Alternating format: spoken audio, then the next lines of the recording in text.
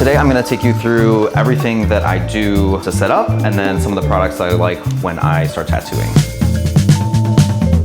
Dental bib, and I actually like to cut mine because I don't usually use that many colors, so I don't really need like a giant dental bib area. I use Wipeoutz. They're like sterile wipes. I like them because they're really soft. These are really good if you want to go like a step up from paper towels. These bottle covers are also eco-friendly. I think I just got these from the Painful Pleasures website, like Ecotat. I really like to put my ink caps upside down before I pour my ink, because even if it's just half an hour before we actually start using them, I like them to be like protected from dust and stuff. I really like the sterile, individually packaged tongue depressors. My favorite needle of all time is the Peak Blood 14 round shader. I use this fucking needle for literally everything. I also love the 15 mags and then the 18 liners from the Peak Stellar line. Their magnums are just super consistent, they're really stable, and they will pull a fat line.